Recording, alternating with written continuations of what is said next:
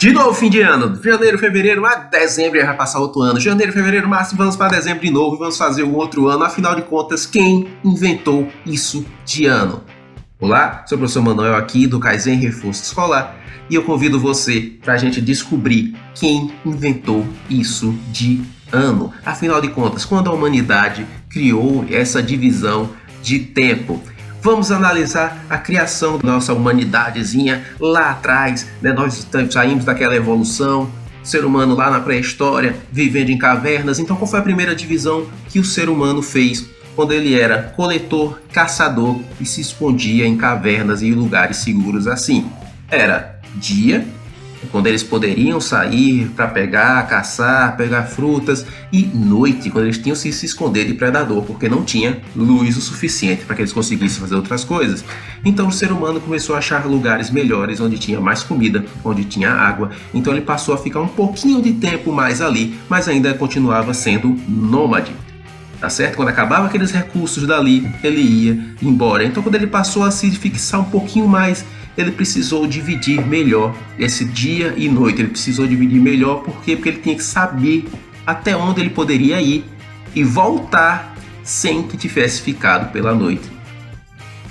Também ele teria que ir explorar essas regiões, ele teria que partir dessas regiões. Então ele começou a perceber que nesses dias e noites, passei tantos sóis e tantas luas fora, tantos sóis e tantas luas fora. Continuou sendo o dia e a noite, só que agora um pouquinho mais, tá certo? Então ele poderia sair para caçar e passar 3 luas fora, ele sabe que vai demorar 3 luas para voltar e voltava com a caça, tá certo? O ser humano inventou algo chamado agricultura. Já estamos no período neolítico, né? A principal mudança que tem é esse sedentarismo, essa criação da agricultura, essa criação do modelo humano, vamos dizer assim, mais organizado, onde vai ter um governante, onde vai ter pessoas para fazerem outros tipos de serviços. Para a agricultura nós precisaríamos de que observar certos ambientes, e esses ambientes observáveis, principalmente o mais fácil dele que nós poderíamos ver no céu é a Lua. Como assim, professor? Vamos voltar lá. Vai ter uma época em que o rio vai inundar, e essa época que o rio vai inundar, o rio vai permanecer inundando essas regiões, e depois ele vai recuar. Então o cara olhava para o céu e via a lua cheia. Ele contava, não, começou a lua cheia, começou a lua que ela está nessas condições aqui, e o rio está inundado. Outra lua cheia e o rio continuou inundado.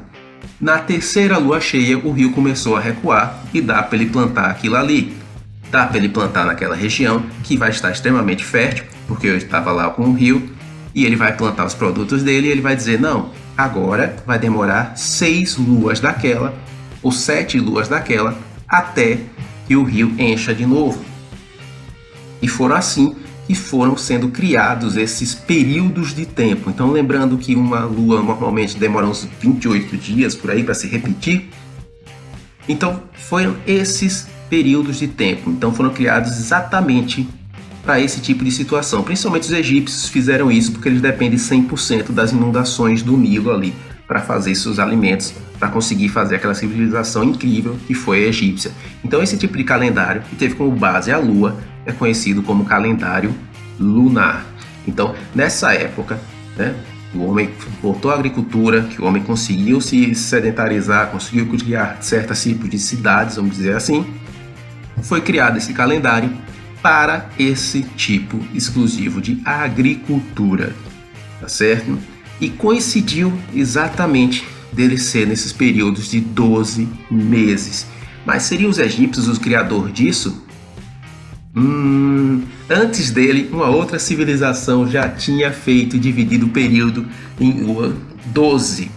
Tá certo? Esses períodos de repetições em 12 deles eram 12 meses de 30 dias cada um. Então era muito mais preciso ainda e bem anterior aos egípcios. Mas que civilização seria essa? Sumérios. Os sumérios fizeram esses 12 períodos que nós conhecemos hoje como os meses, de 30 dias, e eles ainda fizeram mais. Eles dividiram cada dia. Tem uma parte de evidência que diz que foram 12 períodos, ou seja, eles seriam de períodos de 2 horas, né, como seria hoje, que a gente divide de 24 horas.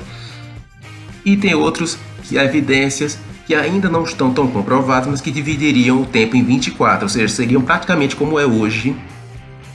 Então, se realmente se confirmar que eles já dividiram esse tempo de um dia em 24 horas, nós praticamente estamos quase usando o calendário sumério que eles inventaram há 5.000 anos atrás. Isso mesmo, 3.000 anos antes de Cristo, os sumérios criaram exatamente esse calendário, e agora você sabe como ele foi feito, você sabe por que ele foi feito, você sabe que coincidiu esse período de 12 meses, levando em conta o tempo agrícola.